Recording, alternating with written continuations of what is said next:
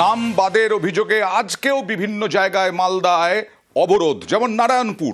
মালদার নারায়ণপুরে আজকে 4 ঘন্টা অবরুদ্ধ থাকলো এই রাস্তা। 12 নম্বর জাতীয় সড়ক 4 ঘন্টা বন্ধ থাকলো। বেছে বেছে সংখ্যালঘুদের নাম বাদের অভিযোগ, প্রতিবাদে জাতীয় সড়কে মহিলাদের অবরোধ বিক্ষোভ।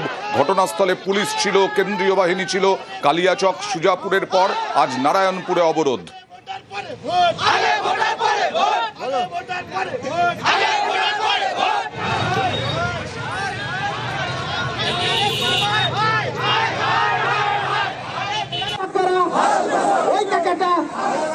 আমরা কারা? ভারতবর্ষ জিন্দাবাদ, ভারতবর্ষ জিন্দাবাদ। তাই আপনাদের বলবো, আন্দোলন আমরা চালিয়ে যাবো। কারা? ওই টাকাটা। সুপ্রিম কোর্ট কেন এত ক্ষুব্ধ, কেন এত বিরক্ত, কেন এত কড়া? গতকাল ঠিক কি হয়েছিল? নামবাদের প্রতিবাদে গতকাল এইভাবেই উত্তপ্ত হয় কালিয়াচক। গতকাল দফায় দফায় সকাল থেকে বিক্ষোভ, উত্তেজনা। গতকাল কালিয়াচক 2-এর বিডিও অফিস ঘেরাও, বিক্ষোভ। মধ্যরাত পর্যন্ত অফিসে আটকে থাকেন 7 জুডিশিয়াল অফিসার, অর্থাৎ বিচারক, যারা অ্যাডজুডিকেশনের বিচার করছেন। নামবাদের প্রতিবাদে ঘেরাও, বিক্ষোভ, অবরোধ। 12 নম্বর জাতীয় সড়ক উত্তরবঙ্গ থেকে দক্ষিণবঙ্গ পুরোপুরি বিচ্ছিন্ন ছিল। রাতভর 12 ঘন্টা পর অবরোধ মুক্ত হয়। 12 ঘন্টা পর প্রশাসনের আশ্বাসে রাত 1:45 ওঠে অবরোধ। সুজাপুরে 12 নম্বর জাতীয় সড়কে ফের শুরু হয় যান চলাচল। তারপরে বিচারকদের উদ্ধার করে নিয়ে যাওয়া হয়। সেই সময়ও অভিযোগ যে তাদের গাড়িতে লাঠি মারা হয়, ইট ছোড়া হয়, আর এই নিয়েও রাজনৈতিক তরজা তুঙ্গে। এতক্ষণ ধরে ন্যাশনাল হাইওয়ে অবরুদ্ধ হয়ে আছে। 7 জন বিচারককে বা জুডিশিয়াল অফিসারকে তাদেরকে এইভাবে অবরুদ্ধ করে রাখা হয়েছে, তাদেরকে আর আসতে দেওয়া হচ্ছে না। এবং আমি গ্যারান্টি দিয়ে বলছি, যারা ওখানে ঘেরাও করে রেখেছে তাদের বেশিরভাগের নামই কিন্তু ভোটার তালিকায় আছে। শুধুমাত্র একটি অবরুদ্ধ করার জন্য বা একটা হেজিমনি তৈরি করার জন্য, একটা বিশৃঙ্খল অবস্থা তৈরি করার জন্য তৃণমূলের উস্কানিতে পুরো বিষয়টি হচ্ছে। এই ঘটনার গোটা দায় দায়িত্ব নির্বাচন কমিশনের। তৃণমূল কংগ্রেস কিন্তু আইন হাতে তুলে নেওয়ার কোনো চেষ্টাকে সমর্থন করে না। যারা এই ধরনের বিশৃঙ্খলা তৈরি করছে তারা বিজেপির মদতপুষ্ট। গোটা প্লট বিজেপির, আর গন্ডগোলের কুশীলব বিজেপির। পুতুল নাচে সুতোর টানে নাচা পুতুল। দায় দায়িত্ব নির্বাচন কমিশনের। নাম কে বাদ দিয়েছে? নির্বাচন কমিশন। প্ররোচনা কে দিয়েছে? নির্বাচন কমিশন। পুলিশ রদবদল কে করেছে? প্রশাসন রদবদল কে করেছে? নির্বাচন কমিশন। আর কালিয়াচকের ঘটনা নিয়ে 10টি এফআইআর এবার করা হলো। 10 এফআইআর করা হলো এবং কি কি মামলা, কি কি ধারা দেওয়া হলো, কথা বলবো প্রতিনিধি অমিতের সঙ্গে। অমিত, সর্বশেষ পাওয়া খবর অনুযায়ী মালদা পুলিশ সূত্র থেকে যেটা জানানো হচ্ছে যে গতকালের যে ঘটনা, সেই ঘটনায় 10টি এফআইআর করা হয়েছে। সেক্ষেত্রে 5টি এফআইআর স্বতঃপ্রণোদিত মামলা এবং বাকি 5টি মামলার ক্ষেত্রে বিভিন্ন যে অভিযোগগুলো এসেছে সে সমস্ত অভিযোগের ভিত্তিতে করা হয়েছে। এবং পুরো বিষয়টা কিন্তু গতকালের ঘটনার প্রেক্ষিতে এই এফআইআর গুলো করা হয়েছে, এমন কিন্তু মালদা জেলা পুলিশ সূত্র থেকে জানা যাচ্ছে। সেক্ষেত্রে 7 জন জুডিশিয়াল অফিসারকে আর দীর্ঘ সময় ধরে আটকে রাখা, জাতীয় সড়ক অবরুদ্ধ করে রাখা, পুলিশ ঢুকতে গেলে পুলিশকে বাধা দেওয়া, সরকারি কর্মীদের কাজে বাধা দান, এই সমস্ত বিষয়গুলো রয়েছে এই মামলা করার ক্ষেত্রে। সেক্ষেত্রে রাজ্য পুলিশের তরফ বা মালদা জেলা পুলিশের তরফে 5টি সুমোটো মামলা, স্বতঃপ্রণোদিত মামলা এবং 5টি অভিযোগের ভিত্তিতে মামলা রুজু করা হয়েছে। এবং যে সর্বশেষ যে আপডেট পাচ্ছি, যে 10টি মামলা ছাড়াও আরো বেশ কিছু অভিযোগ কিন্তু ইতিমধ্যে জমা পড়তে গতকালের ঘটনা করে সেইগুলো ধরে কিন্তু মামলা রুজু করা হবে, এমনটা কিন্তু মালদা জেলা পুলিশ সূত্র থেকে জানানো হচ্ছে। বেশ।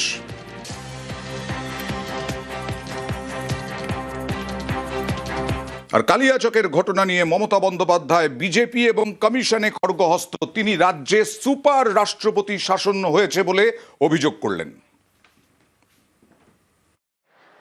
আপনারা জানেন এখন অ্যাডমিনিস্ট্রেশন আমার হাতে নেই। ল অ্যান্ড অর্ডার টোটালটাই আমার হাত থেকে কেড়ে ইলেকশন কমিশন হাতে নিয়েছে। আর ওরা হোম মিনিস্টার অমিত শাহর কথায় চলে, আমার কথাই চলে না। চিফ সেক্রেটারি চেঞ্জ হয়ে গেছে, হোম সেক্রেটারি চেঞ্জ হয়ে গেছে, ডিজি চেঞ্জ হয়ে গেছে। আমার হাত থেকে সব ক্ষমতা কেড়ে নিয়ে ইলেকশন কমিশন এখানে সুপার রাষ্ট্রপতি শাসন চালাচ্ছেন, একদিকে হোম মিনিস্টার আর একদিকে রাজ্যপালকে ডেকে নিয়ে। অশান্তিতে বিজেপির বিরুদ্ধে ষড়যন্ত্রের অভিযোগ, নির্বাচন বাতিল করে রাষ্ট্রপতি শাসনের ষড়যন্ত্র বিজেপি, এরকমই অভিযোগ। বিজেপির কথায় হায়দ্রাবাদ থেকে এসে অশান্তির চেষ্টা তো মমতা বন্দ্যোপাধ্যায়ের। হায়দ্রাবাদ থেকে কেউ উড়ে এলো আর বিজেপি কয়েকটা গদ্দারকে টাকা দিয়ে আপনাদের উত্তেজিত করলো আর আপনাদের দিয়ে রাস্তা অবরোধ করলো, জাজেদের ঘেরাও করলো। রেজাল্টটা কি হলো?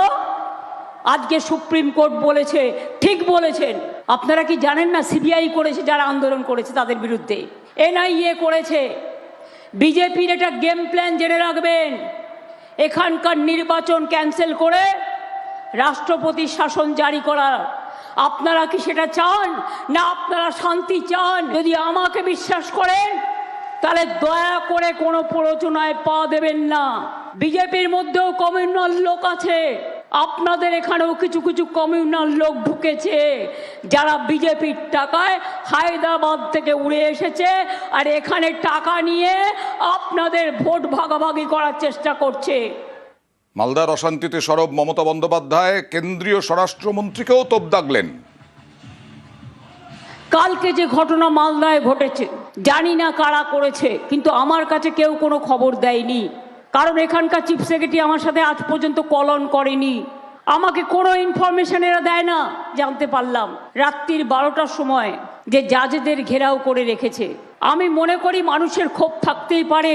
মুর্শিদাবাদ, মালদা, উত্তর দিনাজপুর জুড়ে বিজেপির গেম প্ল্যান অনুযায়ী আমার ভবানীপুর কেন্দ্রেও জেনে রাখবেন, যেখানেও সংখ্যালঘুদের নাম বাদ দিয়েছে, এখানেও ঢেলে বাদ দিয়েছে। এখানে মমতা বন্দ্যোপাধ্যায় অভিযোগ করলেন যে নতুন যিনি মুখ্য সচিব তিনি কথা বলেন না তার সঙ্গে, এবং কালকের বিষয়েও কোনো খোঁজ খবর দেননি।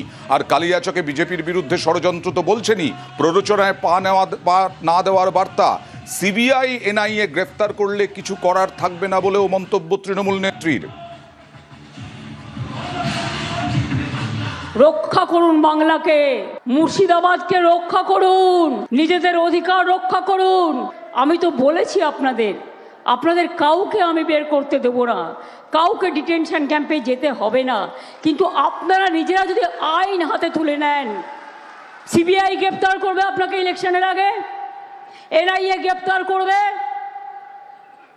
আমার হাতে আইন নেই এখন, আমার হাত থেকে সব ক্ষমতা কেড়ে নিয়েছে। এই রকম ইলেকশন কমিশন আমি জানি কোনোদিন দেখিনি। সম্পূর্ণভাবে ব্যর্থ হয়েছেন ল অ্যান্ড অর্ডার মানে প্রশাসনে রাখতে। এটা আমার দোষ নয়, আমার হাতে কিছু নেই, আমার কাছ থেকে সব কেড়ে নেওয়া হয়েছে। এটা ইলেকশন কমিশনের দোষ, তার কারণ তারা নিজেদের লোক বসিয়ে কন্ট্রোল করতে পারেনি, জাজেদের প্রোটেকশন দিতে পারেনি। এটা আমি তাদের নিন্দে করি। আর কিছুক্ষণ আগেই বললাম কেন্দ্রীয় স্বরাষ্ট্রমন্ত্রীকেও তোপ দেখেছেন, অমিত শাহের পদত্যাগ দাবি করলেন। বাংলার ডেমোগ্রাফি জানেন না আর আপনারা বলছেন ডেমোগ্রাফি চেঞ্জ হয়ে গেছে। টোটালটাই অমিত শাহ করিয়েছে, টোটালটাই চক্রান্ত অমিত শাহ ইলেকশন কমিশনকে দিয়ে। তাকে রেজিগনেশন করতে হবে। আমি স্বরাষ্ট্রমন্ত্রীর রেজিগনেশন ডিমান্ড করছি। অপদার্থ একটা স্বরাষ্ট্রমন্ত্রী, বর্ডার আটকাতে পারে না, দেশকে বাঁচাতে পারে না, শুধু বিজেপি করতে গিয়ে দেশটা সর্বনাশ করে দিয়েছে। শুধু এখানেই থেমে থাকেননি, তিনি বলেছেন চক্রান্তের ব্লুপ্রিন্ট তৈরি করছেন অমিত শাহ। বিজেপি অনেক পরিকল্পনা করছে, গভর্নমেন্ট অফ ইন্ডিয়া পরিকল্পনা পুরো দোসর। অমিত শাহ চক্রান্তের ব্লুপ্রিন্ট তৈরি করছে। আর আমি অনুরোধ করবো কেউ দাঙ্গায় যাবেন না, কোনো গদ্দারের কথা শুনে এটা বিজেপির প্ল্যান আপনাদের মধ্যে উস্কে দেওয়া।